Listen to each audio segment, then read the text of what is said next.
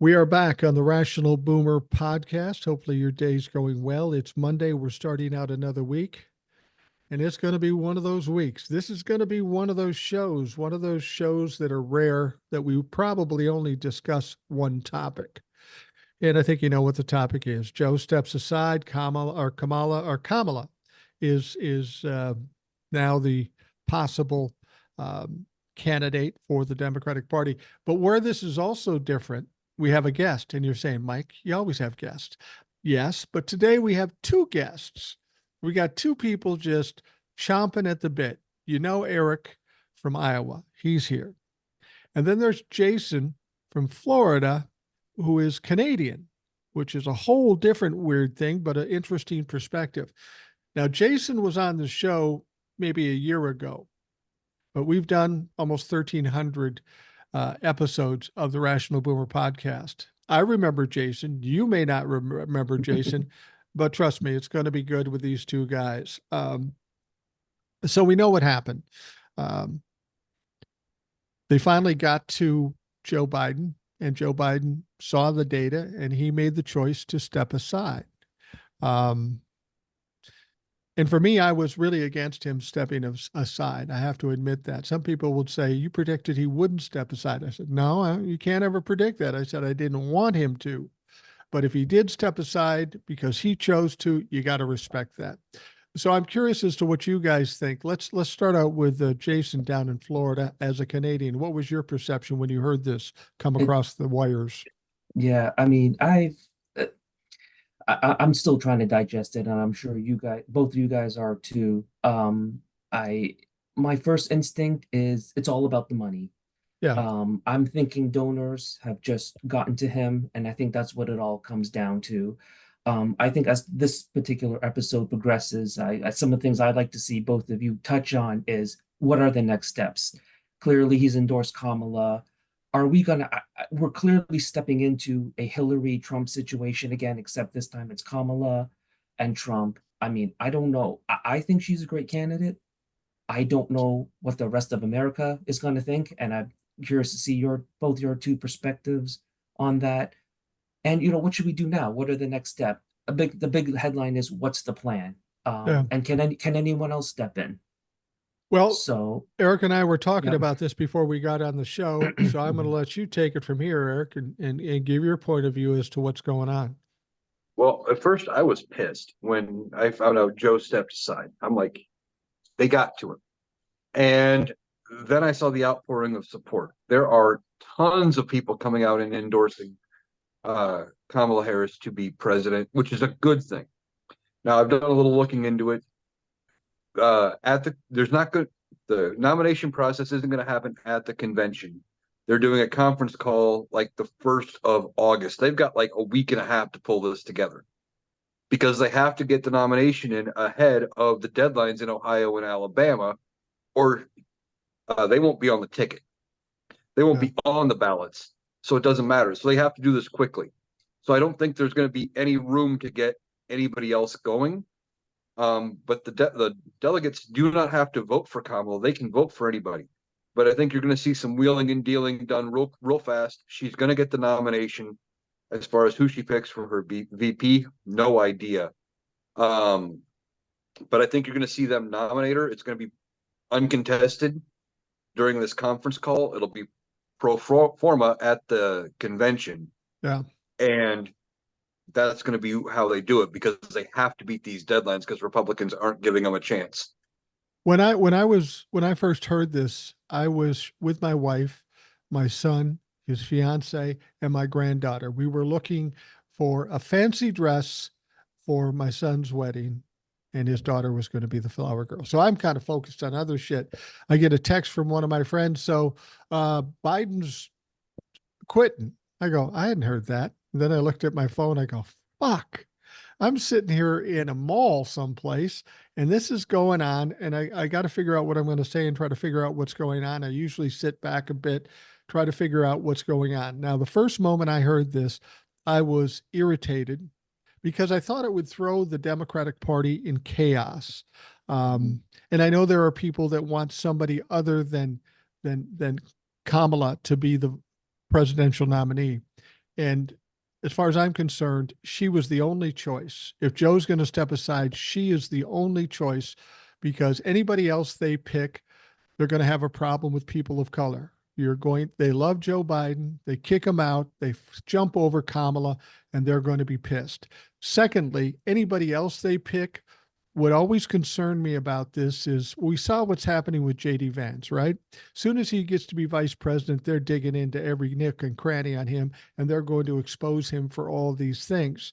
Well, they would do the same thing to a new presidential candidate. So now we got to fight against whatever bullshit scandal that the Republicans are exaggerating, and then also run for the presidency. That's why I thought Kamala, she's been scrutinized for 4 years. So what more can they do to her than what's happened? There's no surprises.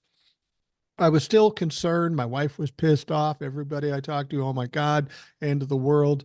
And you know me, I'm not that kind of guy. My attitude is about it. Okay, this happened. It's done. There's nothing I can do about it. So I'm not going to worry about that. I'm just going to focus on what's in front of me. And I still didn't know what was in front of me at that point. But then when I started hearing about the outpouring, the waves of endorsements coming from, uh, Mark, what's his name? Mark Kelly in Arizona, Gavin Newsom in California, Shapiro in Pennsylvania. These are all the people that they were talking about running against her, but they're endorsing her, which is an interesting sign. There's already 6 or 7 states that have already pledged all their delegates to Kamala Harris. And on top of that, in the last, well, at the recording of this, it's been about 7 hours since we heard about this.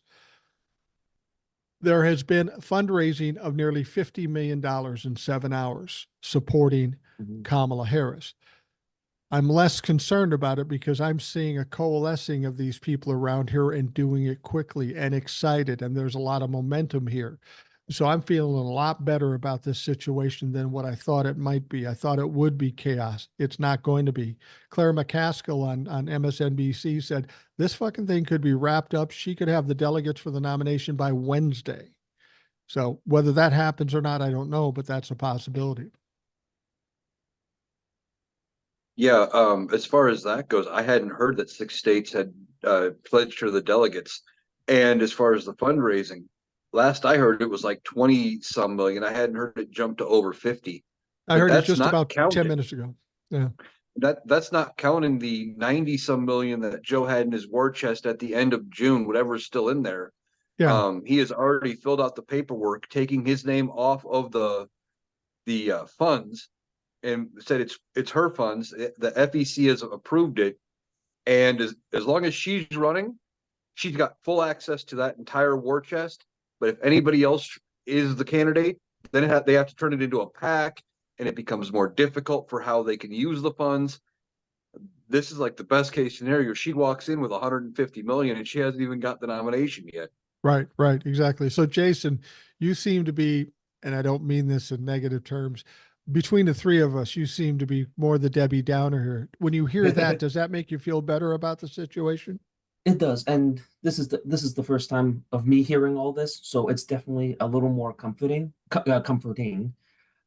So my thought still is, and I'm still of the opinion, the Republicans are going to vote for Trump, Democrats are going to vote for Kamala. It's always that sliver of independent voters. Now, I guess my question is, what does this new scenario, what does that do to them?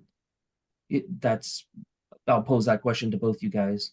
Well, I will tell you this. Something I've always said is that people think this is Joe Biden or now Kamala against Donald Trump, and I don't think Mhm. that's what it is. I think it truly is about the difference between democracy and fascism or autocracy or something like this.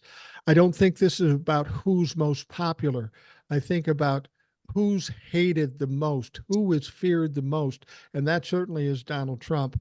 I don't think you're going to see what you saw in 2020, where Republicans vote for Trump and Democrats vote for Kamala. See, the thing is, we know for a fact, based on the primaries and based on some polling, that there's a faction of Republicans that just won't vote for Donald Trump. And Yeah. there's at least half of the independents that won't vote for Donald Trump. Just based on those facts, if that's true, Donald Trump can't win. So I don't think it's going to be as cut and dried. I don't, even though 2020 wasn't close, I don't think it'll be that close. I've said almost anybody who runs against Donald Trump is going to win in a big way. What do you think, Eric?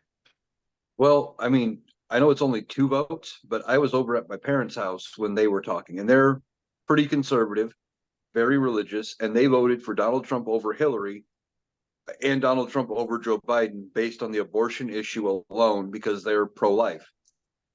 And they're both talking about voting for Joe Biden because Donald Trump scares the hell out of both of them. That's crazy. That's good to hear. I think there's a lot of people that are scared. I mean, Jason, the issue of overturning Roe v. Wade, I don't think people give it enough weight. I mean, this Roe v. Wade situation and Donald Trump embracing it, I think that's a bigger deal than 2025 even. But he embraces it. And there are 50% of the people in this country, the women, who have a constitutional right taken away from them, a total of 75% that support Roe v. Wade. We've seen it time after time in states that are red. They vote to keep abortion legal. This is a big issue for people. And say, for example, in your state, in Florida, highly Yeah. red state, it could go the other way based on the fact that in your state, that abortion question is going to be on the ballot in November. So that kind of changes things. I don't know. What do you think about that? I think you're absolutely right. I mean, I know you've echoed it many, many times in your podcast. And yeah, I think you know, personally, I think abortion should be allowed. Uh, I think it should be on a case by case basis. I'm not for abortion just for the sake of an abortion. However, I think it's just between a woman, the doctor, and if there is a significant other, them. I don't know if I'm answering your question, but yeah, I think I think it's going to have a big part of it, and especially for the younger voters when they Right, see that's being taken away. Yeah, right, right. Absolutely. yeah, Well, let me ask you this. hmm Nobody's pro-abortion per se. hmm That's not what people are pro about. They're pro yeah, women's rights to choose for themselves, their own bodily autonomy. You got to yeah, be for that. I mean, absolutely. pushing abortion off to the side, they happen to be the ones that give birth. And there are circumstances, as Old Soul will tell us on this show, that are absolutely fucking crazy. Yeah. Now, Eric, you're up in Iowa, another red state. I'm the only normal one here. I live in a blue state. But how do you think something like this impacts what's going on in Iowa? Um, well, we had a black woman running for governor last time Kim Reynolds was up. I thought it was going to be close, and it wasn't. It Wow. was bad. Like it wasn't. It was like 67-33 or something like that. It was horrible, and I thought it was going to be way closer. Um, in part because of how unlike Kim Reynolds is, and that surprised me. So I don't know how it's going to impact the Iowa vote, but then again, Iowa went for Barack Obama twice. Right, right. So who knows? This is anybody's guess. Well, you bring up a good point, the race issue. I mean, not only a race issue, but the possibility of the first woman president, who happens to be also black and Asian and a few different things. How do you think that plays into this in terms of Florida, as an Asian person who lives in Florida? I I think your guess is as good as mine, but honestly, I do question it. I can already see on my Facebook there are some really conservative people, and yeah, they think it's a joke to have Kamala on the ticket. So now, it's that's I don't know if they're. I think these Trumplefuck people that you refer to, they're the loudest, and Yeah, I think there is a quiet majority, and that could very well vote for Kamala, and it'll swing in her favor. right, right. Well, I've talked to Old Soul. She's a younger black woman, and my wife's talked to some other black women, and they say you can't put Kamala in there because she can't win. They're not saying they won't support her. They will support her, but they're playing off what they've experienced in terms of racism, and they just believe white people won't vote for her. I disagree. I think that Kamala, being a black woman running for president, this is the best possible time for a black woman to run for president, Mhm. mainly because her competition is so shitty. I mean, we have to remember that he's been convicted 34 times. He's got more coming. Uh, they've taken all his money in these lawsuits. He's been found liable for rape. He's tied to Project 2025. He's tied to Jeffrey Epstein, and it goes on and on and on. This guy has a lot of problems. If he were running against anybody other than Joe Biden or Kamala, and it was a normal Republican Party, he wouldn't even come close to being the nominee. It's just that this is a weird situation. But I think people are terrified, and this may be the one opportunity where we will get a woman of color as president of the United States. This is her best opportunity. Yeah, I think you're right there. And it's because Donald Trump is so bad, but I also think it's because MAGA has become such a loud force. They're already starting the racist rhetoric against her. They were starting it 3 weeks ago when the calls for Joe Biden to step aside started. There were posts saying she wasn't eligible to be the president because her parents weren't born here and this and that, even though she's got an Oakland birth certificate. Like they have been starting it all, again. And I think you're going to see an even bigger section of Republicans trying to walk away from how bad the optics of being tied to them are. Right, right. Well, the thing about it is that I'm not afraid of them getting racist because this is what the Republicans do. They wave it around for everybody. Everything they do is out in front, and it just makes them look worse. This Yeah. racism issue.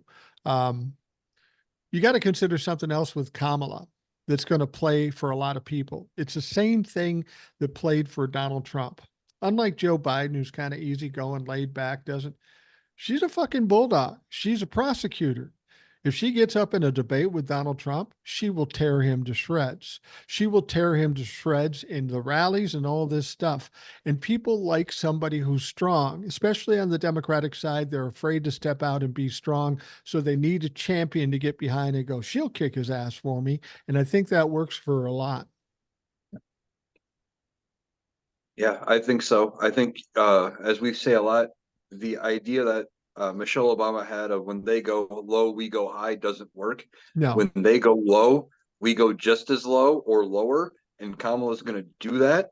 I don't think there's going to even be another debate between them. I don't think no, I don't Kamala is either. going to debate Donald Trump at all, just because Trump won't show, because he knows that he won't be able to do the only thing he's good at, which is bulldog, because she'll be right back at him with facts, looking good, you know, having the same fire that he does, if not more, because she's a lot younger. Yeah, absolutely.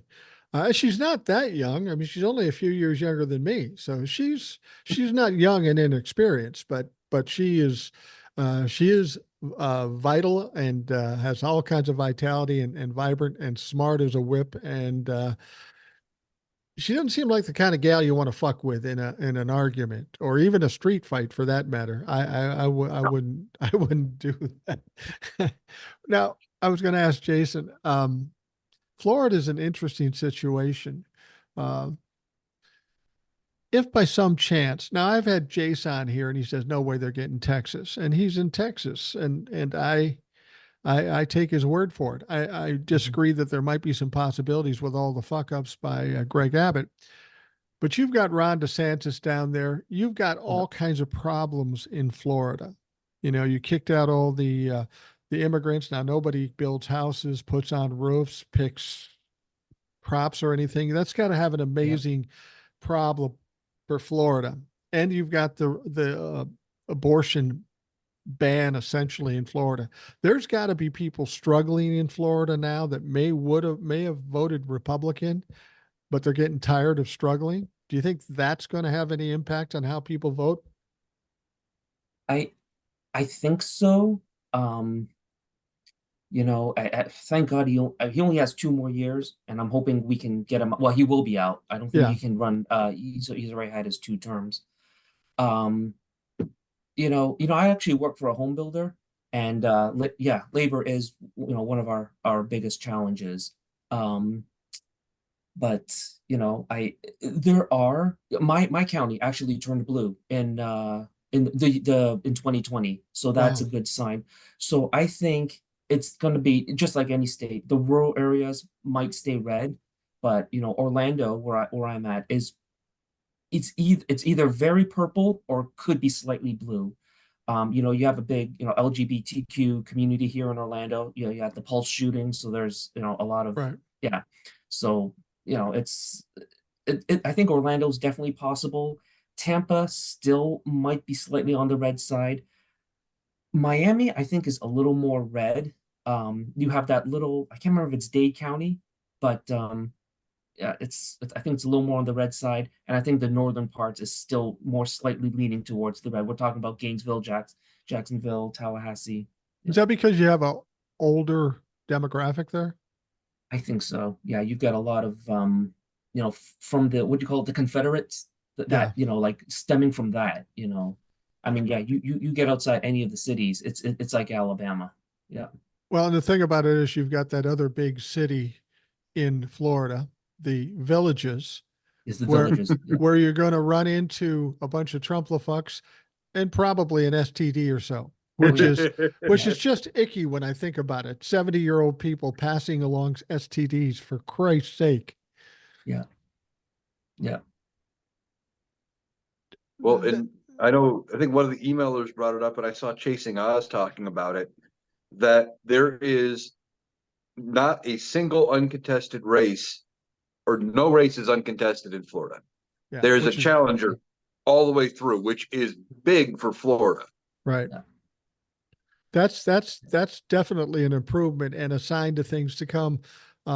I've said to Eric and I've said on the show before, and this may sound a little woo woo or paranormal. I think there's a certain amount of destiny in what's going on. I think we've gone through 8 years and people are tired of the chaos and the noise and the bullshit. And then we look at what happened in England, what happened in France, what happened in Iran, to a certain extent in Mexico. It seems like what's trending now is people going away from the conservatives. And I think those foreign countries turned away from the conservatism because what they saw here. I think they're just as afraid as of Donald Trump. And you're a Canadian. I hear from a lot of Canadians that are terrified of Donald Trump. Do you have that same sense? I do. I mean, this whole project 2025, I think both of you have dug deeper into it. I mean, it's geared to steer everything towards Trump. And I think that alone is very concerning, very Yeah. concerning. I think not just for the US, I think for, the neighboring countries as well. Yeah. I mean, literal, what's that? It slips my mind now. Loyalty. Yeah. I mean, unlimited loyalty. Yeah, it's pretty much a dictatorship. Yeah. Yeah. It's absolutely. What about you, Eric? Yeah, I mean, I was talking with my folks today about Project 2025 and just went over parts of it. Mhm. And, that's part of why my parents are both scared of Donald Trump being president. They're scared of Project 2025. When it's starting to be covered by the media and they hear, oh, they want to cut Social Security and Medicaid, and Medicare, they want to, start doing mass deportations and don't care about, we'll deport you first, check whether or not we should have deported you second type thing. Um, it scares the hell out of people. It's not popular at all. And now that it's kind of being talked about, the media was at least starting to push it, and people are getting wind of it. Even my folks who don't watch uh, anything besides like local news and Fox News, and they don't have any social media, they've heard about it and they're scared. Right. Right. Well, I'll tell you how bad Project 2025 is. Project 2025 is so bad that the people that support it, the people that wrote it, are trying to deny it now. I mean, they're all running from it. fucking scared, and they should be. And I try to tell people this is how they do business. They set up doing something very egregious, draconian, dystopian, whatever you want to call it. They set that up and they think they can slide it under the door. The moment people find out about it and push back and they go, oh, yeah, nah, we didn't have anything to do with that. But people have to understand if you believe that bullshit, they say, okay, we don't have anything to do with it. The moment you elect them, it comes back and it comes back hard. Just because they say they don't have anything to do with it now doesn't mean it's not going to come if you elect them. In fact, you should count on it that that's going to happen. The Project 2025. I've always been reluctant to talk about it because it's really a big scare tactic, and that's a strategy of Republicans. The goal here isn't to scare people. The goal is to inform them. But everybody wants to be terrified about everything that happens. I got people crying and upset about this Joe Biden thing. And I said, just settle the fuck down. Let's look at the facts and see where we go now. But that Project 2025 is hanging around their neck. They're trying to run away from it, and it's not going well. No, it's not. I mean, they have laid it all at the feet of Donald Trump at the Heritage Foundation. They've laid into it.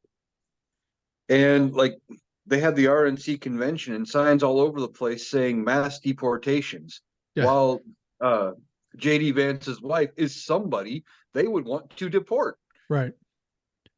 Well, even you, Jason, you got a Yep. double-edged sword here. You're in Florida. You're Mhm. a brown person, and Yeah. you're from Canada. They're going to put you on Yeah. a slow boat to Canada. Might not be a bad thing. No, it may not be a bad Yeah. thing. Yeah. But does, as somebody who is a person of color, does that have a special concern to you? Whether it would affect you or not, it would affect people It's in your community. it's slightly on my mind. But luckily I have all my paperwork in order and whatnot. But I have a wife and two kids here, so I mean it's a possibility. I'm not a U.S. citizen. I never got the U.S. citizenship. I'm just Right. here on a green card. Yeah, Right. but Well, go ahead. well, what I'm concerned about the Republicans and the way they talk about this, it's kind of like deport and ask questions later. There's a brown guy, Yeah. get him out of here. If he's got a right to be here, he can try to come back. It's kind of like TikTok. Somebody says, oh, he did this. They take you down, and now I got to prove I didn't do it. That's what I would be concerned about, this knee-jerk reaction when it comes to the deportations. I think a lot of people could get caught up in it that have no business being caught up in it because they're on green cards or they're actually fucking citizens. Yeah. Yeah. And I'll add one more thing too. You want to talk about inflation and all that. They're the ones doing the work that most US people probably don't want to do. And if you take them all out and replace them with more expensive workers, well, your goods and services are going to be that much more expensive. Yeah. Yeah. And we've had a problem with well, I think you've mentioned it before, Eric. We have a problem with having enough employees for the jobs that we need to fill. And I know in Iowa and even Minnesota, we use immigrants for, the farming and sort of stuff. I think we're all experiencing in all the states we're in a problem when there isn't enough people to put in jobs. And like you say, big dumb white people like me and Eric don't want to do that shit. I can't do that shit. I'm too old. I'm kind Yeah. of in that same boat. I feel like I'm too old to do some of that. But like you said, with the jobs, I notice it even around here. I always compare it to the McDonald's problem. Doesn't matter what the job is. McDonald's is always viewed as an easy job. Yeah. And if you're not paying at least what McDonald's is starting at, or better, if it's a hardworking job, you won't get anybody, or you won't get them for long once they realize they can go, to McDonald's and do nothing or next to nothing Right. for comparatively, for the same money or better Right. money. Right. Absolutely. But the obvious question that's coming out, I presume that Kamala will be the nominee and she'll get it pretty easily, which I'm surprised about. I didn't expect that, but I'm happy about it. I think Kamala will be a good candidate. But she's got to pick a vice presidential nominee. Now, the question is, I've heard people say AOC. I said, You're not going to pick another woman. That's not going to happen. And then they talk about Shapiro in Pennsylvania, who's a great governor. But he happens to be Jewish. And then you have to be concerned, well, I got a woman, she's black, we got a Jewish guy. People like us aren't going to be worried about that. I have no problem with it. But there's going to be a faction of folks that do. What are your thoughts on who they're going to or who she's going to tap as the vice presidential nominee? It's all speculation, I know. Well, I was thinking at first, one of my gut reactions was either grab Warnock or Ossoff out of Georgia, and Yeah. so you could help carry the South. But then you run into a problem if you carry one of those two. Well, now they got to replace that seat, and I don't know if in Georgia if they would have to replace it with a Democrat if that's the Georgian rule, because some states have a rule where the governor has to appoint somebody out of the same party. Some states it's just whoever the governor appoints. So we can't risk our majority out of the Senate. No. So then you got to deal with, like you said, you got Shapiro out of Pennsylvania. Could it be your governor out of Minnesota, whose name I can't think of? Could they pick Tim him? Walz. Yeah, Tim Walz. Tim Walz is outstanding. The shit he got done is comparable to Joe Biden on a state level. He'd be a great choice. However, you also have to consider, I don't know, you have to consider that you want to take somebody from a state where you need a little help. That's an important Right. state. So you got Michigan with Gretchen Whitmer, but she's another woman, so that's probably not going to happen. I heard about Andy Bashir from Kentucky. He'd be a good choice, but is Kentucky that important to us? Is it going to get us that much more traction? So it's really a tough, and people have said Gavin Newsom. Now, Gavin Newsom is from the same state as Kamala, and as I understand it, you can't have two people from the same state. But it's all up for debate. You had mentioned a lot of the people I had thought about, Gavin Newsom, but like you just said, same state, so you can't do that. I thought Pete Buttigieg, maybe. I I don't know think what you Pete, guys thought. I think Pete Buttigieg would be a great choice. But again, we run into he's fairly youthful and Yeah. he's going to be a powerhouse in politics without question. Is it? He's a white guy, so we got that going for us. But he happens to be gay. Is Yeah. that too much diversity for the vote? I don't think it would be. And Pete Buttigieg would be the best choice Yeah. because you're not taking anybody out of a serious position. He's the transportation director. We can fill that in a short period of time. So he would fit in. And much like Kamala, he's a beast when it comes to debating with people and talking to people. Yeah. So I think he would be a good choice. I just don't know if he's old enough and he can pull enough favor to the ticket. I don't know. I I wouldn't be mad about it. I agree with everything you just said. I thought him because he can capture the LGBTQ vote, and Kamala can capture the African American vote. And I don't know how much those two category, well, I don't know if categories is the right word, but those two matter in this vote, So, I mean, if you figure you capture the LGBTQ vote, you capture the African American vote, that can be a good chunk of what you Yeah. need. Yeah, Yeah. absolutely. What do you think, Eric? Well, problem is you're probably going to, with as much anti-LGBTQ rhetoric as coming out of the Trump campaign, you're not going to need a lot of help with that. Right. Trump is giving us that vote. I was just thinking, as we're looking to maybe shore up the South, and we think Texas might be in play. I know Jace disagrees. What about Beto? Could Beto help flip Texas? The only problem I have with Beto, and people get mad at me when I say this, I love Beto. I think he would have been a great governor. He would have been a great senator, but he lost two big races. And there's a certain amount of stain on him having lost two races. I think that might hurt him. There's the other, who's the woman from Georgia, would be outstanding. She needs to be in someplace. What's her name? God damn it. Stacey Abrams. Stacey Abrams. I tell you what, if you can't make her vice president right now, because then you've got two strong black women, and that's going to freak out some moderates. But I tell you what, when Kamala wins the presidency, she better find a spot for her, because here's a woman that's not in politics who may be the best politician in the country. Oh, definitely. Um, there's a lot of options, and I think she could pick Gavin Newsom. I don't think that it's actually a rule. It's not like I don't think it's a hard, fast rule that you can't have two people from the same state. They just normally don't because, like you said, you want somebody that's going to give you something. Right. You would think Kamala is going to carry California on her own. She doesn't need help carrying California. I think any Democrat carries California. So he's not Pretty going to have, much. although Gavin Newsom is pretty popular around the country, he's probably more popular around the country than he is in California. He's just a good looking guy. He's a good talker. But keep in mind, he just endorsed Kamala. So that may give him an inroad to it. Josh Shapiro endorsed her. Roy Cooper, I think in North Carolina, who's another No, guy they talked about. that'd be another good one. Get somebody out of North Carolina.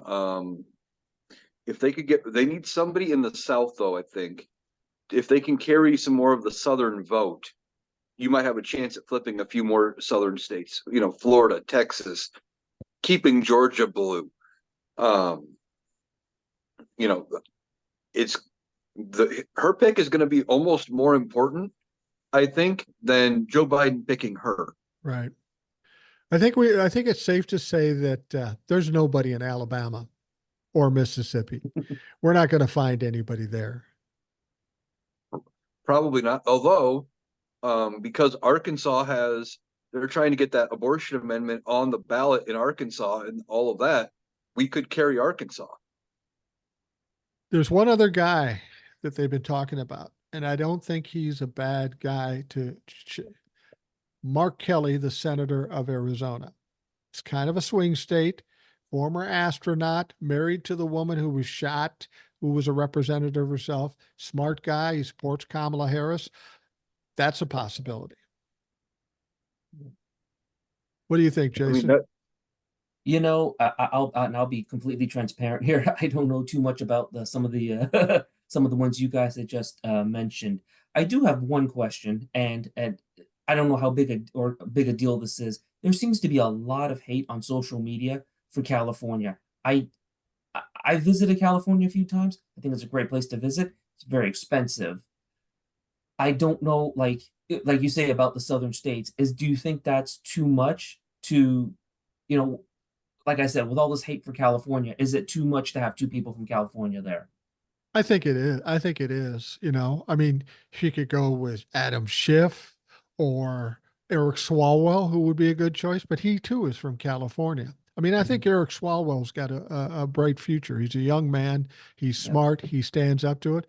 I mean, you can go down to Jared Moskowitz, you know, that motherfucker would be a fire plug. But again, he's still kind of young and he's still coming into his own head here.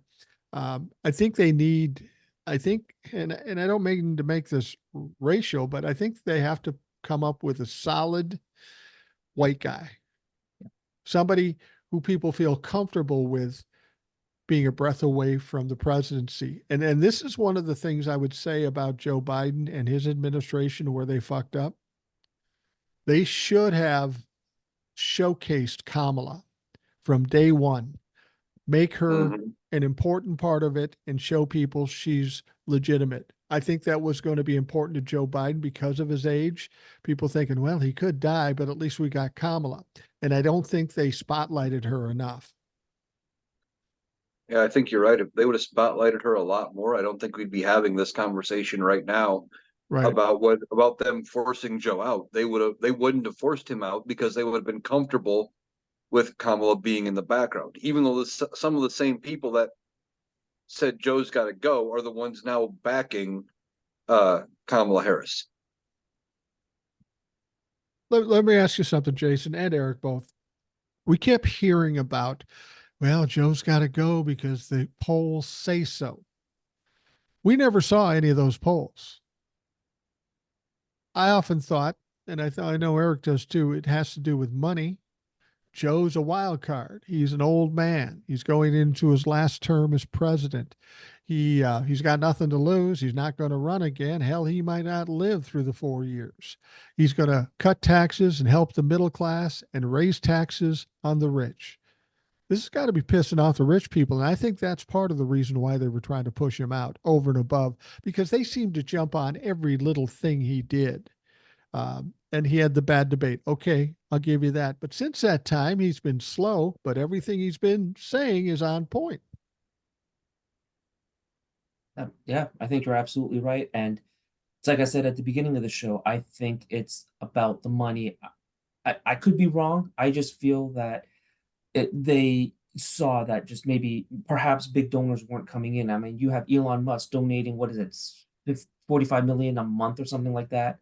So to Donald Trump. So I don't know if the big donors just, said, "Hey, no, if you're not gonna run, we're not, donating money." And then I don't know if they just saw that and said, all right, we need, something else. Like if you can't, they really saw that he wasn't going to win, so they backed out. That's my first instinct. I don't think they backed out because they didn't think he was going to win. I think they backed out because they were afraid he was going to win, because that would cost them money. But that's a good question, Eric. It's about big donors. Now, we saw an unprecedented amount of people donating yesterday in the 7 hours, and it's probably much higher than that. I said $50 million. Now, this is coming from all small donors. We still haven't heard anything from the big donors. Will they jump in on Kamala? They're maybe waiting to see how popular she is. And it's looking like she's getting a lot of traction very quickly. So it'll be interesting to see what happens with the big donors. But if they don't come in, I have a feeling the Democrats are going to say, fuck yourself. Okay, don't give it to us. We're getting enough small donors. 96% of the people donating to Donald or Joe Biden were small donors anyway. Yeah, it's nice to have the big donors, but what kind of competition do you have? You can give money to Donald Trump. It ain't going to the campaign. It's going to his legal fund. So it's still a win for the Democrats. They still have more money than the Republicans for campaigning purposes. Yeah, I think the big donors are going to stay away. But like you said, they were worried about what he could get done. This kind of ties into the thought I had earlier that I was telling you about before we got on the podcast.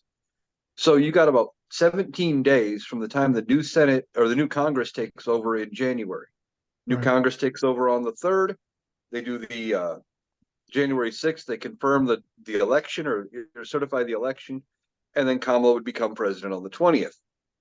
Well, what if they push through a bunch of the stuff that's unpopular, like Joe's tax cut? Maybe not unpopular is the wrong word. That's going to be unpopular for a new president to take on because it would be an immediate hit if she starts changing the tax code. What if they push some of this stuff through in the last days of Biden's presidency, let him sign it into law, but she reaps the benefits of all of the repercussions? So she looks good because the economy is doing better with the middle class having more money, but Right. she doesn't take the negative hit for changing the tax code. That's an interesting idea, but Jason, what I would to expand on that, I was thinking to myself, well, they were afraid of Joe Biden winning because then he'd have nothing to lose. Well, surprise, surprise, motherfucker, because Joe doesn't have anything to lose now. Yeah. He doesn't have anything to lose. After the election, that's probably the best time. But they've given Joe an out here. He can do whatever he wants. And now the Supreme Court says he's got total fucking immunity on top of it. Like you said, if once the election's over, you've got some time between November and January 6th or January 20th. He can do a lot of shit and get no blowback because he's been given free reign to do whatever he wants. So if it gets real dirty with the Republicans, I think Joe might be sending a couple of goodbye gifts to some motherfuckers out there. I'm all for that. Um, and one thought I did have, speaking about like the election, and he's got nothing else to lose. He's going to address the nation later this week, and Right. he's going to actually give that. One of the initial thoughts I had was, is that going to be his farewell speech? Is he going to resign then after the Democrats have coalesced around Kamala? She's got the nomination locked. Does he resign, give her the presidency at that point? Because they backed him into a corner where his term's already over. It was an initial thought, but he's got nothing to lose at this point by making her president now. Right, right. Well, I tell you what, that's a good place to break briefly because we need to talk about that more. I've heard other people say that there's reasons to do it and not to do it. So let's discuss that when we come back. We'll take a quick break and we'll be right back.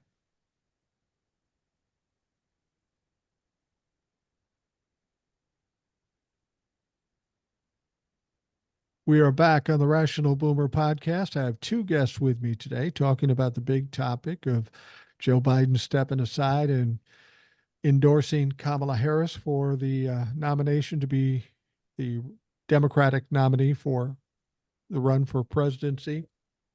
Eric, of course, is from Iowa, and Jason is from Florida, but he's also a Canadian. So he's got a double edged sword there. He's in one of the most fucking red states in the country.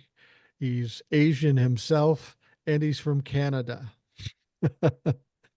So anyway, we're here, and Eric brought something up, something that people have talked about before. What if Joe Biden just doesn't endorse Kamala and also sit out the presidential election, but what if he resigns, making Kamala the incumbent? Do you think that's a real possibility? Do you think he would do that? Either one of you. Well, when I said it, my first thought was if he was going to do it, he wouldn't just do it in a post on Twitter. He would address the nation.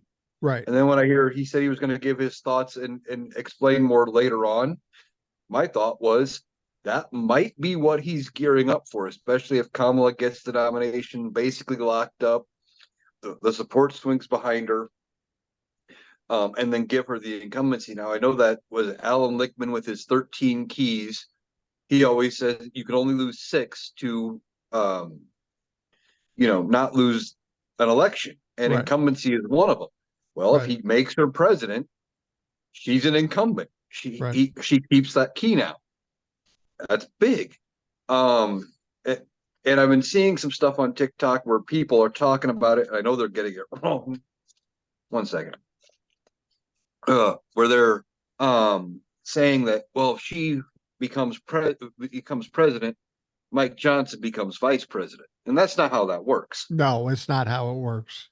She gets to appoint her own. Congress has to approve it. Mike Johnson doesn't have anything to do with it other than having to oversee the vote in Congress. But I think that would be huge. That would be big for her to go in as an incumbent, even if it's only an incumbency of a few months. She's still the president. Does it hurt her? I'm thinking, Jason, I'll ask you this. What do you think about the idea of her being an incumbent and taking over for Joe? I have some reservations about it. I'll tell you about it in a minute, but go ahead. Yeah, I had never thought of that till Eric just brought it up, which is why I like being on, or listening to your show. I My thought is, will that create any repercussions in the Democratic Party to cause any in-house fighting? I don't know enough about how all this works, but that would be my reservation of it. Well, the only other thing well, a few things I would say about it. Would Joe do that? I mean, Joe got to be president. Joe basically got ramrodded out in 2016. He should have been the one that ran in 2016, but Obama and some other people said, it's Hillary's turn. You're going to have to sit this one out. Now, they just did it again for 2024, maybe for more substantial reasons. But does Joe want to say, look, man, I got in, I did a good job. I want to finish it out just to complete my legacy? I mean, at the very least, you got to give him that. Well, I mean, that does make sense, but at the same point, he also put, um, party over self and country over party by Right, not running. right. Where if the roles were reversed and it was Donald Trump in office right now, no matter what the calls were for him to step aside, he wouldn't do it. No. He would not get out of the way. So could he be looking at it and going, well, for the good of the country, there's already calls from what is it, Nancy Grace. Is that the Yeah, Republican I think representative so. I think so. who has said she's going to file a motion trying to pass something through Congress to force Kamala to invoke the 25th Amendment, which I don't think that's actually a thing. But Well, the um, 25th Amendment is a thing, but unfortunately, but Congress has Congress, nothing to do about it. It has to be the vice president and the cabinet to do it, and that's not going to happen. right? But there's already calls saying, well, if he's unfit to run the race and he's unfit to be president, as of January, he's unfit to be now. The Republicans are going to probably start ramping up that rhetoric because it's all they have.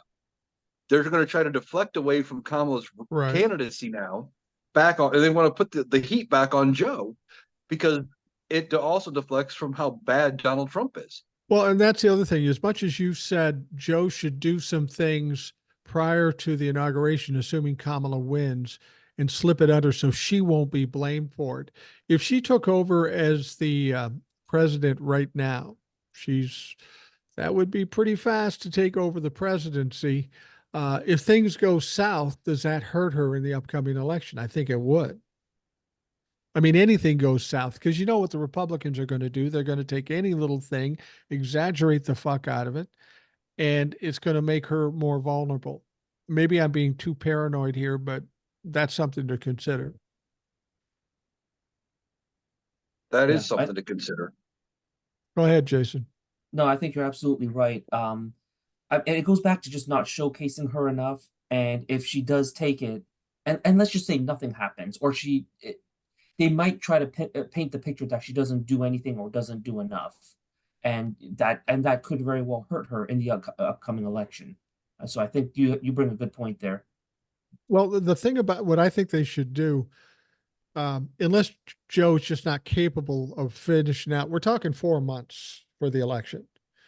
If Joe can't finish it out, well, then you got to do that. But I think what they should do is Joe just do the business at hand, continue to do a good job, and let the country flourish, but make Kamala the voice of the administration. She's got the capability of being loud and proud. She's going to be the candidate.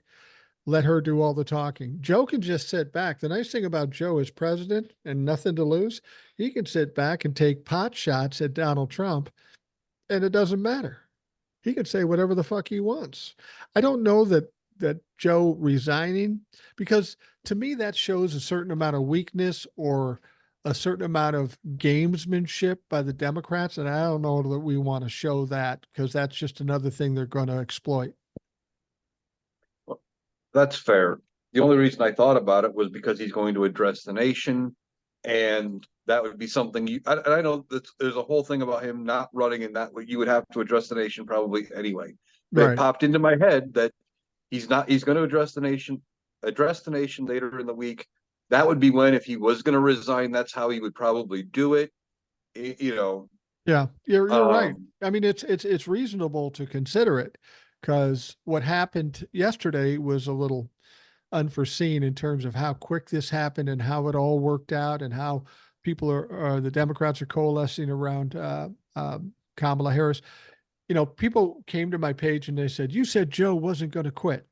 I said, "I never said Joe wasn't going to quit. I said Joe shouldn't quit, but we don't know the inner workings. We don't, you know." They kept talking about how bad Joe is cognitively. Well, I don't, other than the debate, I didn't see that. But we don't know what we don't see or what they don't tell us. And we know that they don't tell us a lot. And if I was to find out that Joe had bigger problems, then I'd change my opinion. Yeah, he should go. But we didn't know that. So there's a lot of things we don't know. And with regards to him resigning, to me, it might sound crazy. To you, it might make sense, but neither one of us fucking know. And all we can do is sit back and watch and see what happens. well, yeah. I mean, the reason like I said, I thought about it just because he was going to be addressing the nation, and then it kind of made sense. Um, but I also said right when the calls started coming out is if they are saying Joe is too feeble, too weak, too mentally incompetent, whatever they were trying to say for their reasons for Joe not being able to finish the race because it's only 4 months through November and 6 to inauguration day. If he's that bad, they should be saying that he should step aside anyway. I said that in the beginning. Right. But that Absolutely. was me trying to support Joe as saying, no, Joe doesn't need to go anywhere. And I still kind of stand by that. Since now they've convinced Joe that he doesn't need to be there, is it because he's bad enough and we just don't know it that he should step aside for not only the good of Kamala, but the good of the country? It's a fair question. It's a fair question. I'll give this to you, Jason. It's a fair question that they say, well, he's too old and too feeble. He's 82, 81, going to be 82. That's possible. But my problem is when I've seen the speeches he's given, aside from the debate, the speeches he's given, somebody who and the interviews he's given, somebody who is that feeble-minded couldn't get through those things.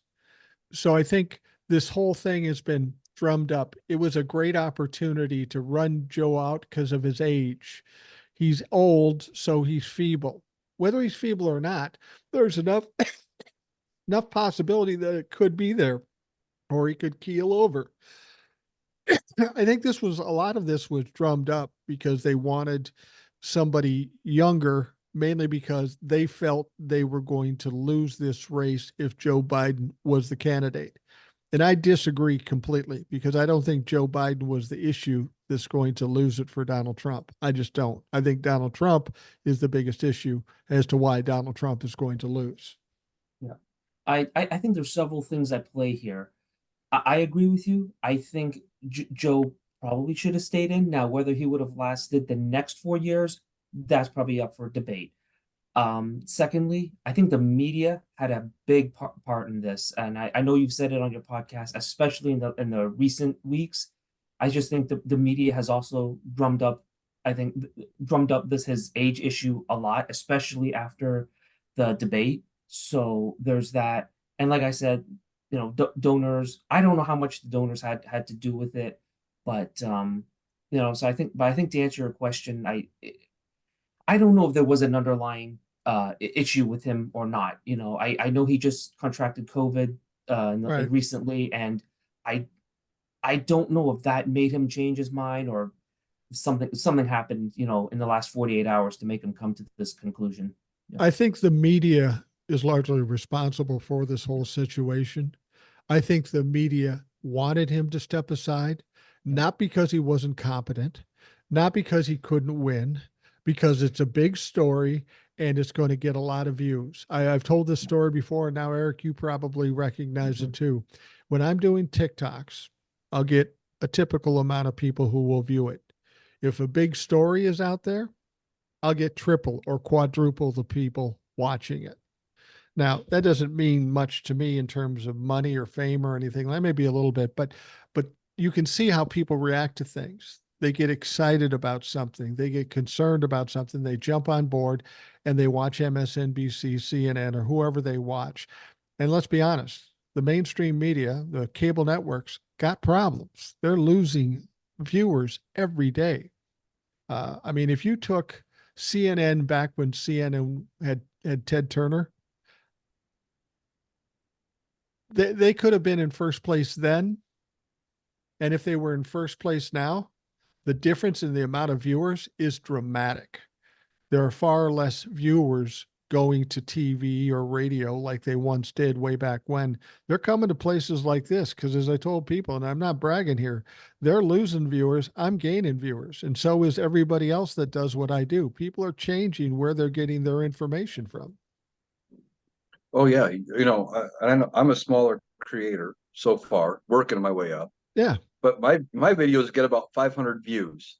If it's a big breaking story, or if I'm really going after somebody in it, like I went after the media over the weekend for them calling it an even race between Biden and Trump, and I went on kind of a rant about them making it up that it was as even because Trump's clearly worse, and if they reported that, how bad it would be. Uh, that one I've got like tens of thousands of views at this point, and bigger stories just jump my view count. And Right. they look for stuff like that. They're not going to mainstream media, maybe to get a tidbit, but then they look for, or they might hear it from mainstream media, and then look to people like us to break it down and actually Right. explain to them the real the realness behind it. Well, Jason's a good example. You're not a creator on TikTok. You don't have a podcast. You're a consumer. You're the average guy watching TV. A good example here. Jason, you listen all the time, and I appreciate that. You were on the show a year ago. I hadn't heard much from you for about a year. Today I do. And you're anxious to come on the show, and God bless you for doing that. But that had something to do with the incentive or the motivation to contact me and say, I want to be on, and I'm more than happy to have you on. But as a consumer, that obviously has some impact on you. Yes. And I don't watch cable all that much. And the most I'll watch is we have a local news here on TV. That's about all I watch. Yeah. I really get to be honest, most of my stuff from you. There's another podcast, what's it called? Stay Tuned with Preet Bharara. I tune into that one too. That's And a good one. that's really where I get most of my stuff. Yeah. You know, I the way I do TikToks and podcast or the podcast is I need quick information. I just need the stories. And I think Eric probably does this too. I watch MSNBC. Okay, the story, Joe stepping aside. I'm not listening to MSNBC for the facts. I'm going to sources I trust, like AP or something like that. Even Raw Story and Huffington Post. I tend to get better information that I can at least corroborate with other sites. Um, I'm watching far less. I mean, I'd usually just have it on just in case something happened, and then I could go digging. But I don't even do that because I've been so frustrated with the past 3 or 4 weeks with them trying to bum rush Joe Biden. It tells me that they aren't telling me the whole story, the true story. They're telling me what they want me to hear. And I refuse to let them do that. I'm fucking tired of it. Yeah, I do that. Like I'll go to MSNBC or CNN to their webpage looking for Yeah. stories to do TikToks on. Yeah. And the day I think it was the day that I went on that rant that they were talking about it being an even race. Maybe it was a different day because they've been talking about Joe Biden stepping aside for so long. But buried about halfway down their page was the story that what was it? It was Jim Banks was asked 4 different times if armed rebellion was an appropriate response to all the problems in this country. And it took him 4 responses to even, and he never did really answer the question.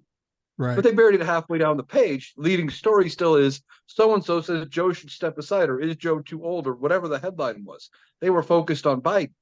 And that is, I use it to get quick information, but I don't like it because they're not highlighting the important, what seems to me to be more important. Right. Right. Exactly. I mean, there's all those interesting stories like Grinder app crashing in Milwaukee at the arena for all these people that hate LGBTQ folks. That was funny. That was entertaining and ironic in many ways. Let me ask you this: we're looking at the election in a short period of time, 4 months or 3 or 4 months. Um, we're going to have Donald Trump's sentencing in September. Now, the reason it was delayed, and I don't think that the fact that it was delayed is a bad thing. It puts it closer to the election and will have more impact. But he was trying to get it to be thrown out because he's got immunity now, and that's not going to happen. It doesn't tie to that at all. The crimes he committed happened before he was president. All he's trying to do is pull out some evidence from that came after he was president, and then they want to throw it out for that. That's not going to happen. He's going to be sentenced. And I think there's more and more of a chance that he's going to be sentenced to jail or prison. I do, because what else are you going to do to a guy like this who has no remorse, disdain and disrespecting the courts and the judge and the witnesses and the juries? And he's got 34 counts. He's a first-time offender, but fucking got 34 counts. How do you think that sentencing is going to impact the election? I personally think it's going to have a significant impact, much like the convictions did. What I think is it really depends on what the sentencing is. Now, I think he's probably going to get some type of confinement, whether that's house arrest, probably going to be prison. I would be hedging. If I was hedging my bet, I would say definitely prison. But I don't think he's going to get just probation. Now, if he gets probation or fines or community service or something like that, again, don't think that's going to happen. But if that's what he gets, it helps him. If it's something serious, like decades of prison time, he is tanked, and JD Vance won't have time to get the Republicans on board with backing a replacement so he can be the presidential nominee, etc. Like they're done. They're Yeah. toast if he gets prison. Yeah. He won't go to prison before the election because he'll be on appeal unless, and I brought this up and I wonder what you guys think. I'm basing this on nothing. I'm just taking a look at it. He's going to be sentenced for the 34 felony charges. He's got one other sticking point. He got fined for 9 violations of the gag order, right? But he also committed 4 more after he was fined and warned about it the second time. The judge said, "I'm going to delay my decision as to the punishment for that." I'm hoping that he gets whatever he gets, probation, maybe jail time. He's not going to see jail till after the election.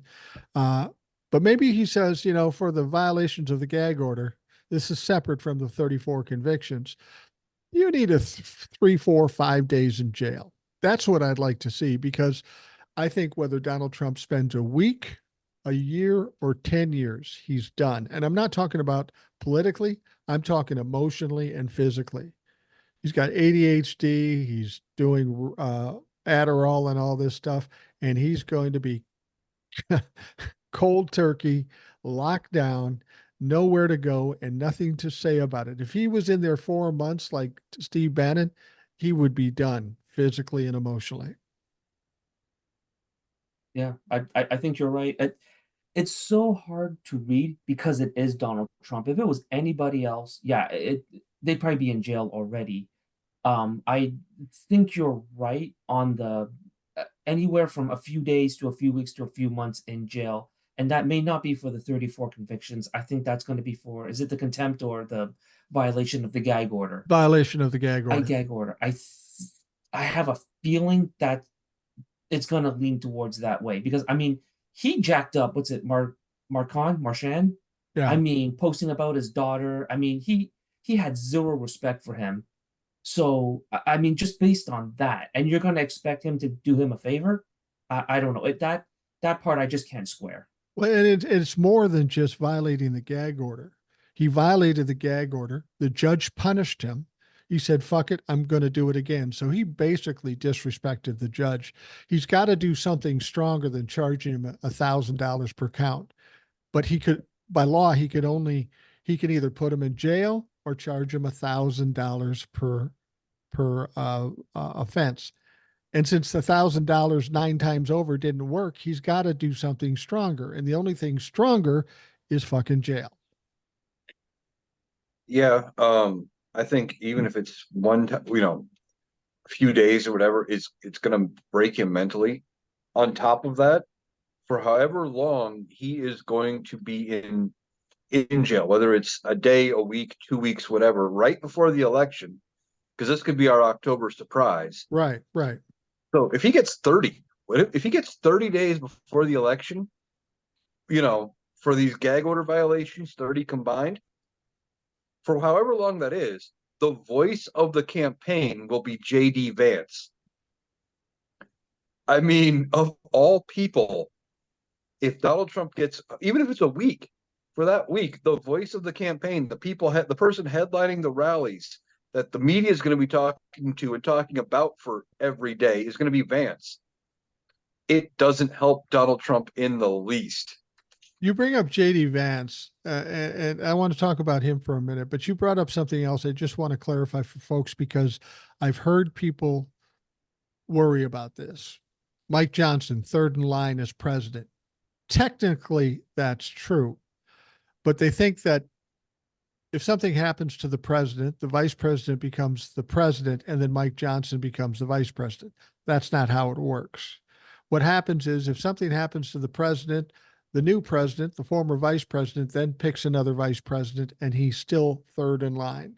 The only scenario where Speaker of the House becomes president is if both the vice president and the president become incapacitated. And the likelihood of that is none. That's what they say why he would be third in line. If something happens to both of them at the same time, he would immediately take over as president, but not if one of them, something happens there. And I think a lot of people mix that up a lot and think it's more dangerous than it is. The likelihood of Mike Johnson or any Speaker of the House becoming president or vice president is so fucking outrageous. It's just a safety valve if the unforeseen happen. Yeah, you're right there. But people are worried, I think, more because Mike Johnson is so nuts. Yeah. He's so far out there that they're worried. Just knowing he's in the line of succession, people get scared, they get worried, and they think, they don't remember their civics from school or whatever. And this isn't something we deal with on a day-to-day basis. When was the last time we had to appoint a new vice president? Yeah. Wasn't it? Didn't it only happen twice, and both of the times it involved Gerald Ford? Yeah. Yeah. Yeah, absolutely. It was both times. Ford was appointed VP, and then he had to appoint a VP. And Yeah. that didn't work out too well. that didn't work out too well. As a consumer, Jason, of news and what's going on in this country, Donald Trump announces that he's going to make JD Vance his vice presidential nominee. What's your initial reaction to that? Also, I don't know that much about JD Vance other than it seemed to be a never Trumper, what, a year ago or not too long ago. Yeah. And then, Yeah. so I think Donald Trump saw in JD Vance what they needed. A relatively young, conservative, white male. I don't know if he's going to be, or what he needed in Mike Pence is in JD Vance. Like, I was thinking, if we get to another case where the election needs to be certified, I've asked asked this question to myself: will JD Vance pull the trigger where Mike Pence didn't? Stuff Right. like that. He's got to become vice president in order to be in that position. That is true. Yeah. Eric, what do you think about Well, JD JD Vance? Vance has said that if he was in Mike Pence's position in 2020, he would have done what Trump wanted. He said it. Yeah, so if he's ever in that position again, he will do whatever he wants to do there. JD Vance is a joke. He's a clown, just like Donald Trump. But one thing people forget is you pick the vice president to give you something. Right. Barack Obama picked Joe Biden to be vice president because he needed somebody to go to Capitol Hill with experience that could help get laws written and drum up support in Congress to get his agenda passed. Right. That's what Joe Biden was for. Joe Biden picked Kamala Harris, probably for multiple reasons, but she's a woman. She's a woman of color. She's a firebrand. She's a fighter. She was a prosecutor. Like, there was a lot of reasons, but she did help him with the women vote and the people of color vote. Right. It's a fact. Donald Trump picked JD Vance, and the group that JD Vance helps with is evangelical white Christians.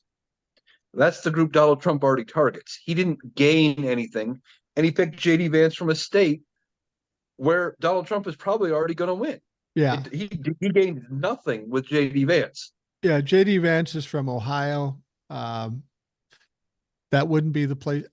It's my contention that JD Vance was absolutely the worst choice. So Donald Trump might have been the one who made the decision, because nobody with any political ability would ever pick JD Vance. And the reason why is because, we know Donald Trump is a racist, a misogynist, a rapist.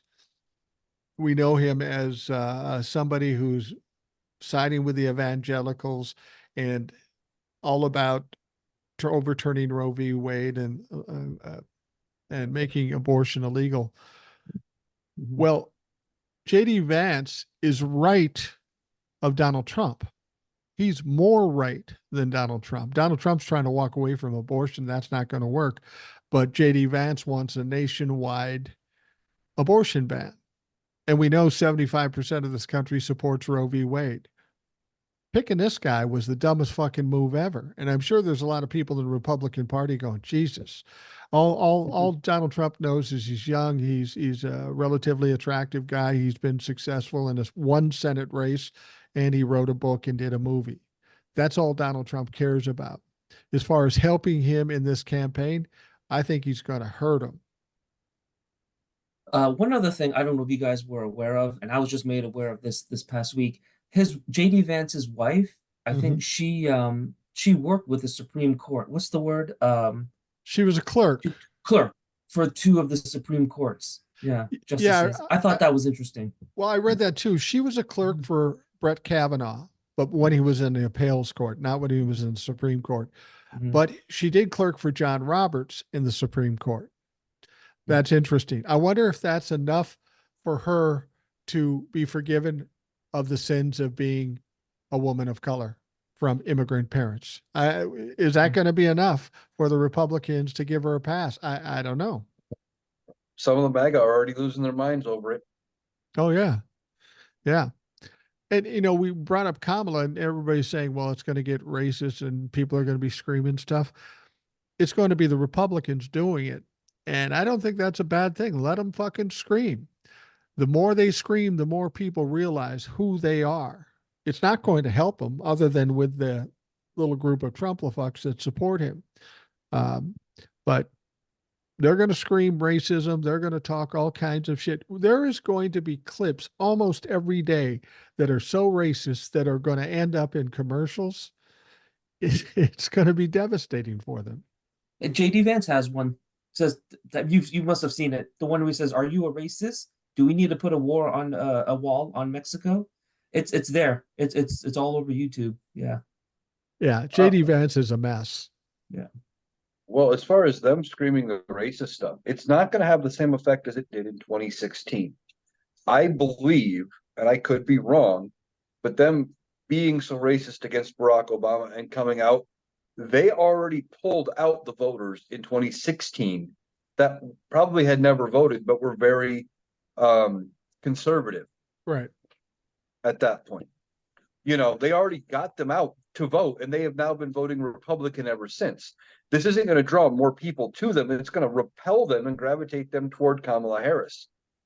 Well, that's what I've said all along. People say, well, Donald Trump might win. Well, in 2020, Joe got 81 million votes, not because he was a great guy, because they were scared of Donald Trump. What has Donald Trump done in the last 4 years to gain votes, to make people not afraid? I would suggest he's lost votes and people are more afraid. So when you look at that, how can it be better than 2020? How does he make up 7 million votes and then some to win the race? I just don't see it's possible, regardless of who he's running against. That's a very good point. Yeah. No, Jason, as a consumer, what I find when my podcasts and with the TikToks, and I'm sure Eric gets this too, I would say probably 60, 70% of the people who comment, they'll say something like, well, I'm terrified. You talk me off the ledge. You keep me sane. There's a lot of fear in this country, and I see it just in my TikToks. And the vast majority of people are scared. And I think and they're not scared of Kamala, and they're not scared of Joe. They're scared of Donald Trump. And when you understand how many people are scared to death, you realize it doesn't make sense that Donald Trump can win. No, you're absolutely right. Yeah, it's all. I mean, that's the whole basis of your show. I think is you just look. You just spelled it out. You just got to look at the facts, and it's it's what am I trying to say? Yeah, it's everything going against him now. I just think because of the RNC, the media, we just had the RNC convention. A lot of the, I think a lot of people have forgotten about, the 34 felonies, the documents case, the Georgia elections, yada yada, and it's I don't know if the Republicans are any more unified. That was a big push in the media, or at least a few clips that I've seen. And but yeah, I mean, but when you step back to reality, I think you're right. You know, you have to, almost everyone I've talked to, Project 2025 is top of mind. And if that's the case, I just don't see how one could vote for that. Well, don't you think, Eric, that, and this is what I see when you talk about Project 2025, overturning Roe v. Wade, this recent Supreme Court decision about immunity, it almost seems like to me the Republicans are trying to sabotage themselves because every time they do something, it goes against them. And they don't typically back away from it other than Project 2025. They just embrace it, they double down. They feel like they can impose their will on us and force us to believe what's not true. Well, I've said it numerous times on this podcast. I think they have finally bought into their own bullshit. Yeah. They have said for decades, I have heard from conservative people that they are the silent majority, that they are the silent majority, and there's more people that agree with them than anybody else. But now that I have gotten out of that mindset and I've started to embrace things on my own and gotten away from the conservative thinking, I've come to realize they're not a silent majority. They're a very vocal minority of people, but they have bought their bullshit that they are a silent majority. They think their group is bigger than it really is. So that's why they think they can push us around. They're just being confronted with the actual reality and they don't know what to do about it. Well, yeah. And you hear it out of Donald Trump when he talks about Roe v. Wade. Yeah, 90% of the people agree that it should go back to the states. And that's not true. It's just not true. And the problem is some of these Trump-a-fucks are so isolated to just Fox News or just Donald Trump. They believe it. Anything he says, they believe.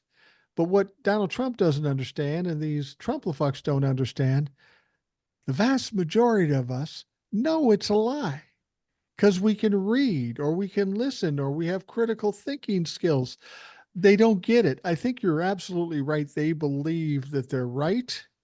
They think we're going to impose our will with Roe v. Wade. God says we can't do this, so you're going to do it this way, and you're just going to see it our way because we have God on our side, which I'd love to debate those motherfuckers on that because I have my own ideas about God.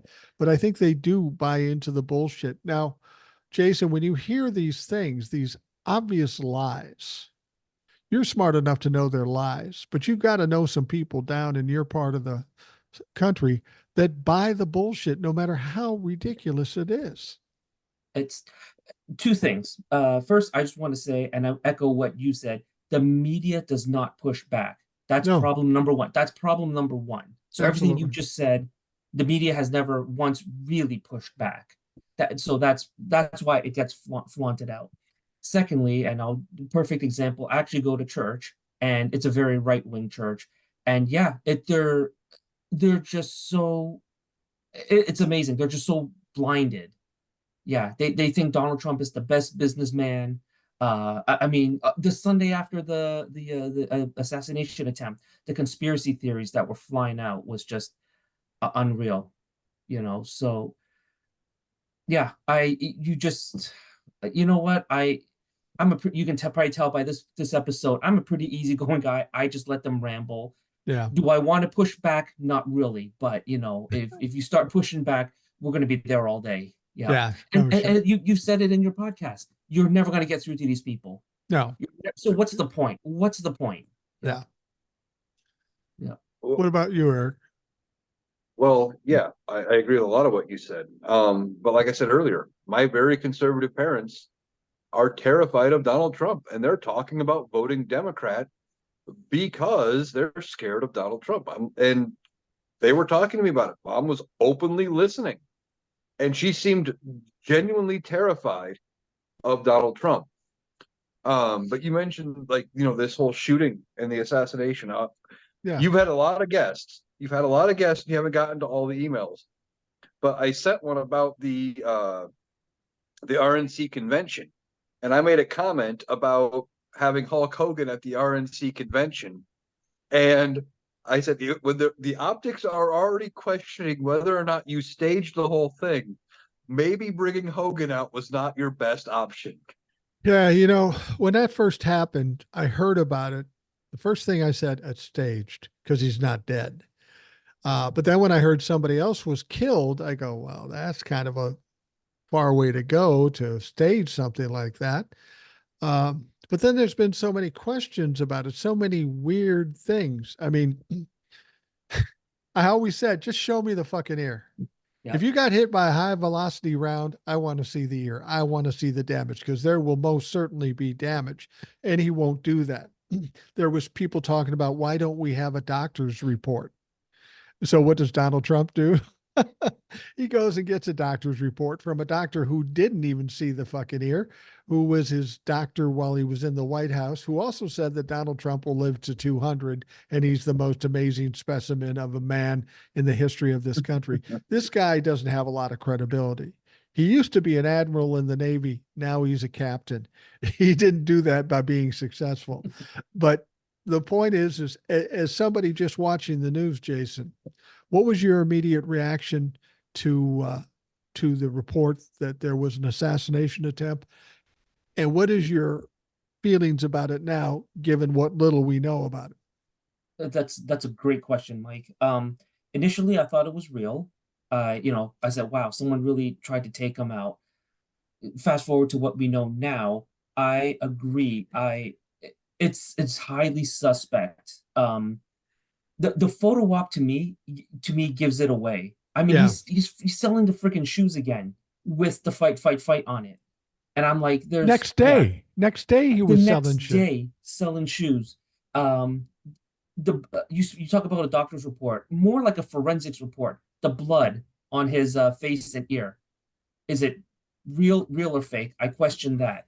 And to be honest, look who did it. I don't want to go down conspiracy theory holes here, but if let's just say it was staged and Trump did it, he picked like a he picked the perfect person to do it. Yeah. Someone who no one cares about, and was, well, attempted to pull it off. Yeah, Right. unfortunately, a father of two was murdered.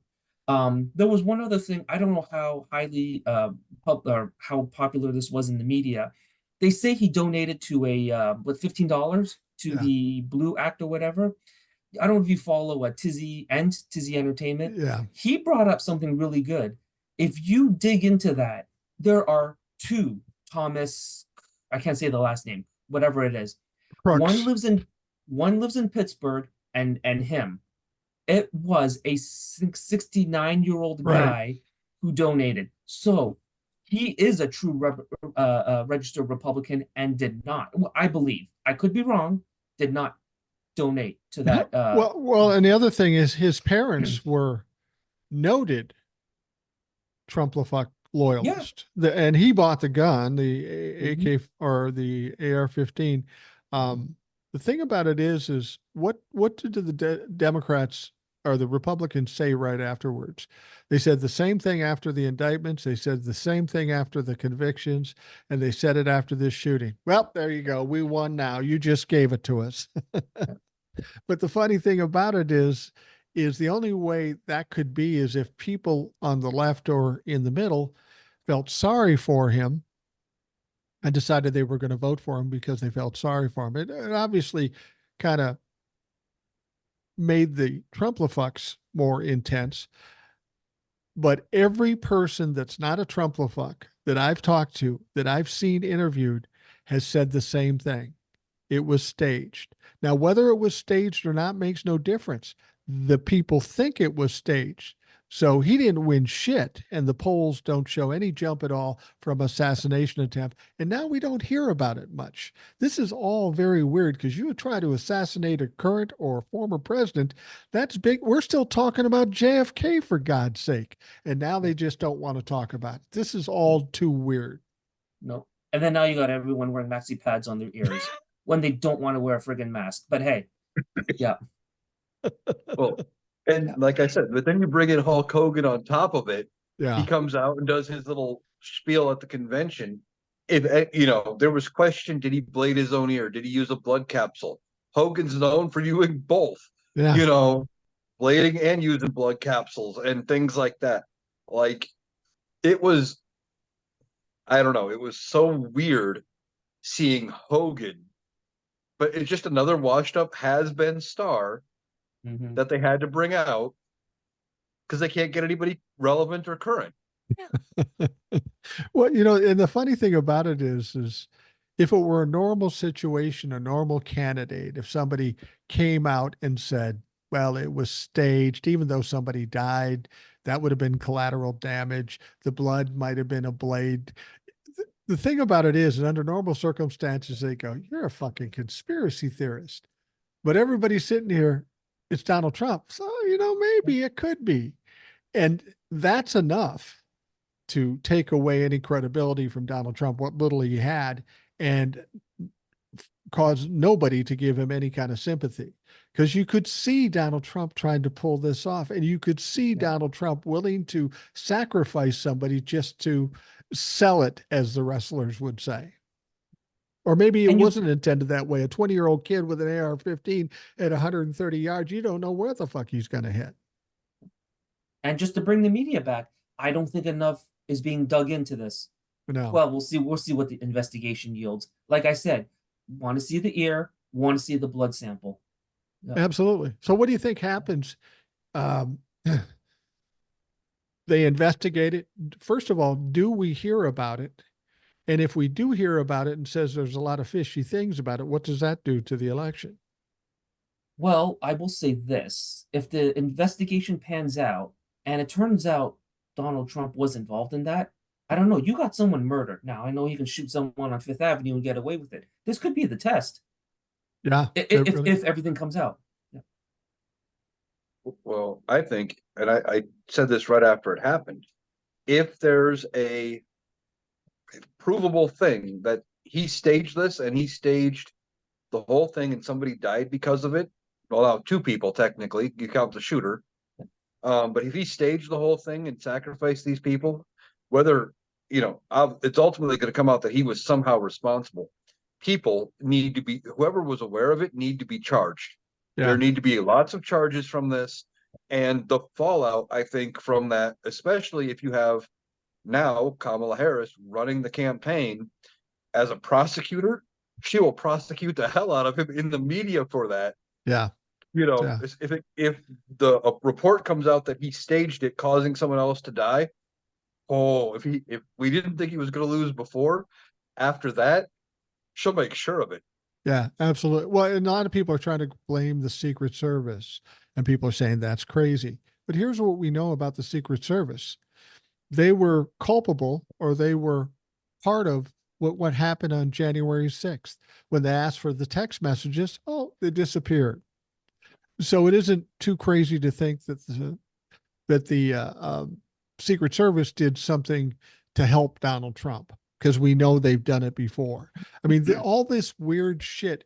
I keep telling myself, you're crazy to think that Donald Trump staged it. But there are all these things that tell me it's possible. You got to consider it. It's crazy. And I don't know if he has the Secret Service in his pocket, but that was one thing I thought about the very night it happened. How did he get up there? Like to me, a a building top that has to be secured. How did they not secure that? Well, then we hear that one of the Secret Service, or one of the police officers, had him in his sight 10 minutes before he took the shot. You got people on the ground going, hey, there's a guy with a gun on the, but they were never given the go ahead to shoot the guy.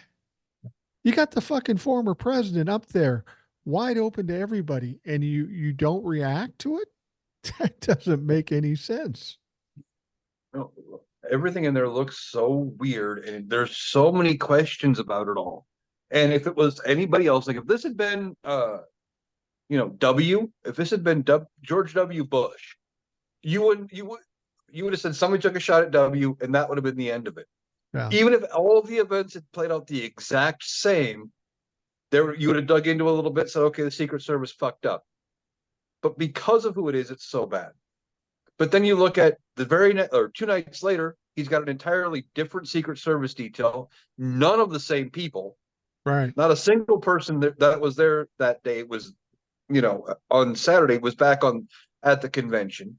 You have people on TikTok who have worked security have said if this was the case, he shouldn't have been able to crouch down. There should have been somebody on him before he could have crouched on his own. Should have cracked a couple of his ribs, football tackling him to the ground, and they should have carried him and drug him into an armored vehicle, and he should have been out of there in less than 90 seconds. It took him 4 to 5 minutes. Right. They let him worry about his shoes and pose for a photo. There is Yep. so much strange things here that it's bizarre. It's really bizarre. And, I've always said that, Donald Trump will say something or do something crazy. I always say, let him talk, let him do whatever he wants, because he will fuck it up every time. And if he staged this thing, he fucked it up because nobody believes it. Yeah, because he staged it so poorly. If he did, the whole thing just start to finish is weird.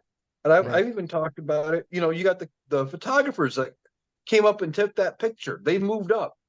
Yeah. Well, if they're in an active shooter situation and you have somebody moving in on the person you're trying to protect, how come one or all of those photographers didn't end up dead because the Secret Service fired on them thinking they were a threat? Who cares if they have a camera?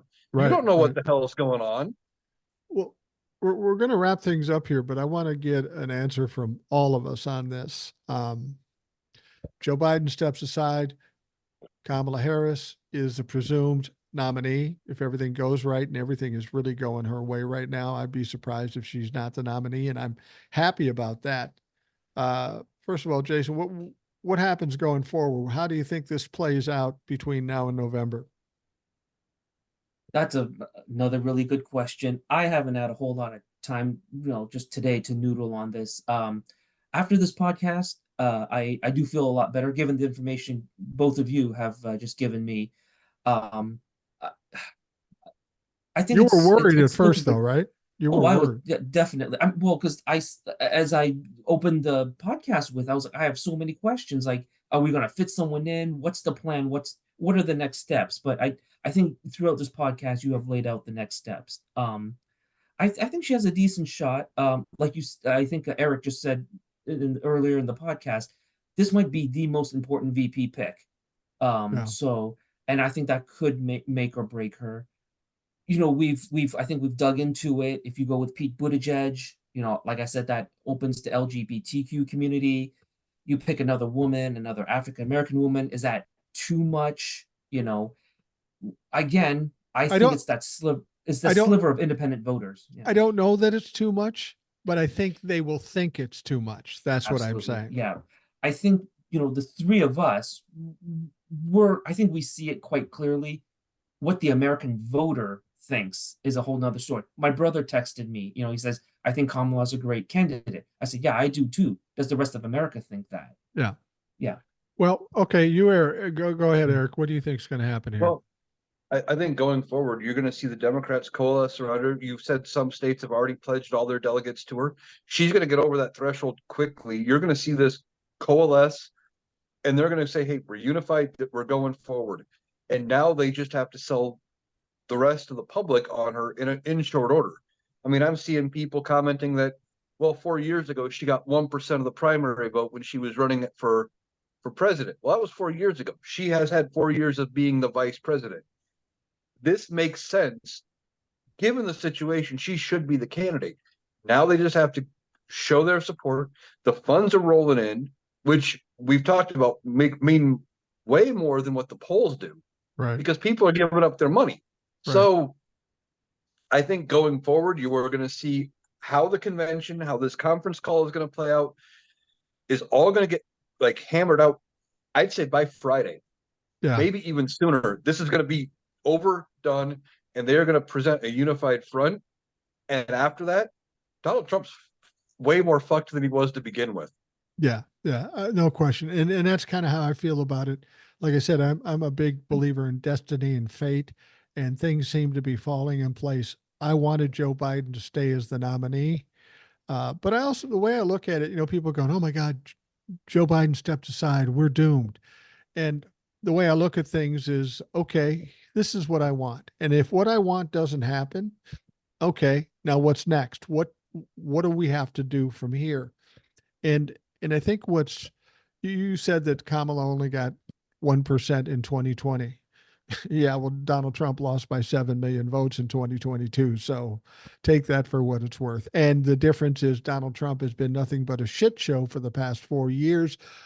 Kamala has been part of one of the most successful administrations in the history of this country. So a lot of things have changed. The way they could have showcased her more, but they didn't.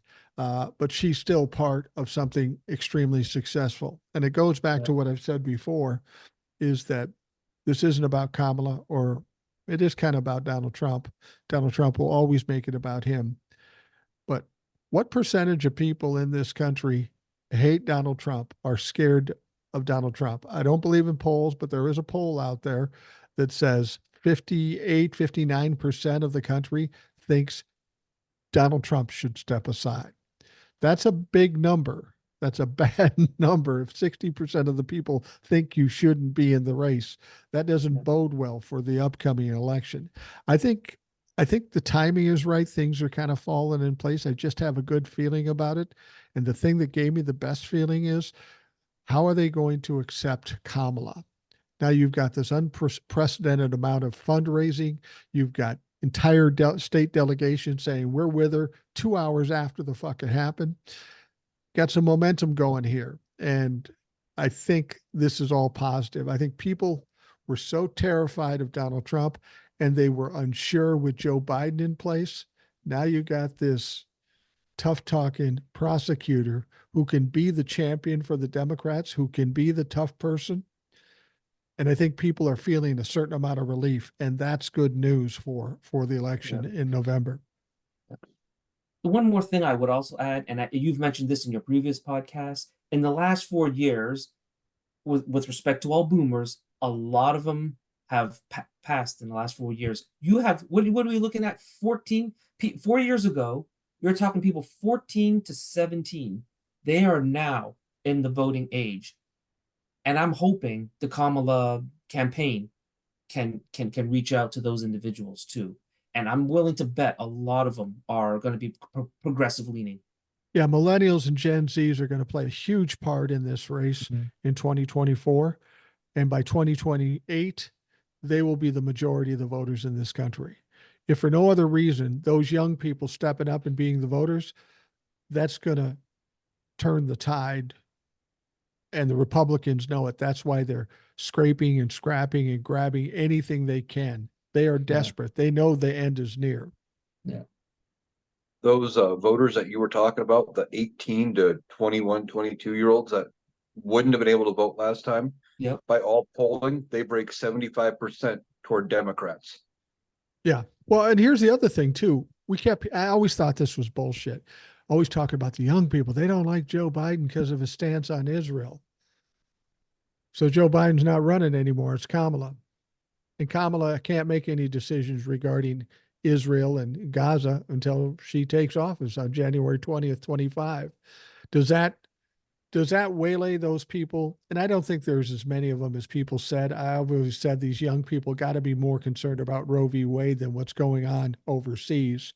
But even those people who felt that way, do they change their mind and change their vote and look at what's really going on with the Republicans? Because the Republicans, Donald Trump's not any better for Israel either. For that, I would say look at history. The closest thing you've got is 68 in LBJ with Vietnam. When LBJ decided not to run and Herbert Humphrey decided to, ran as his vice president, all of their complaints about LBJ transferred to Humphrey. Okay. So I don't know if that'll be the same, but their complaints about Israel could transfer over because she's part of the same administration. Yeah, it could. I just don't think it's as big an issue as Roe v. Wade. I just I don't think so either. I know 20-year-olds, they don't care what happens overseas. They care what happens to them. And Roe v. Wade being canceled or overturned, it's not going to affect me. It's not going to affect anybody of my age, but it's going to affect young people. and they've got to be thinking about it. They've got to be more concerned about it than even I do. Yep. Particularly women and women of color. Yeah. And let's remember who won it for Joe Biden last time around? Black women. Yep. And you don't Yep. think they're going to be there this time with bells on and in huge numbers? Yeah. I'd be surprised if they weren't. Absolutely. Yeah. And one thing to also think of that I've seen on TikTok is all of the complaints about Joe Biden, about his age, about his meandering, his incoherentness and everything. You can now lay all of that at the feet of Donald Trump Because he's the old because man stumbling he's and the old mumbling. man. And now you have Kamala running, who's going to be sharp, coherent, and is going to look great by relative comparison. But then again, so would a ham sandwich. Yeah, so would a ham sandwich. I've heard people say that. Well, Eric and Jason, I thank you for coming out kind of on short notice because of this big story. Very helpful in getting different perspectives as to what's going on. I know there are a lot of people nervous, and I know I'm the guy that's the half glass full, but I'm not really nervous now. I was nervous about Joe Biden being pushed out, but I'm feeling a lot better about it with the response to Kamala. And I've always I have no problem with Kamala being president. I think she'd be solid. It's just the other issues that come into play, race and gender and all that stuff. But I'm feeling pretty good about it right now. Yeah, Thanks for having me I'm on, good. Mike. Oh, yeah. Well, I was going to say thanks Go for ahead. having me on, Mike. And No Eric, it was nice to meet you. And yeah, Well, it was a great conversation. Yeah. the reason why Jason and Eric are on at the same time because they asked to do it, and apparently Jason's a fan of Eric's. Yeah. So that's why you wanted to be on the show. That's correct. Yeah. Your wish is Well, my command. Yeah. Yeah, I am glad to be here. This was fun. Thank you for having me, and glad I could do the show again. This was a huge day to get on the podcast. Absolutely. Absolutely. All right. Well, thank you both very much. We'll see how this all plays out. We do the show every day, so we'll be talking about it. And you guys are welcome back anytime. I do appreciate it. For those listening, I want to thank you for taking the time out to listen. I hope you have a great day, and we'll talk to you again tomorrow.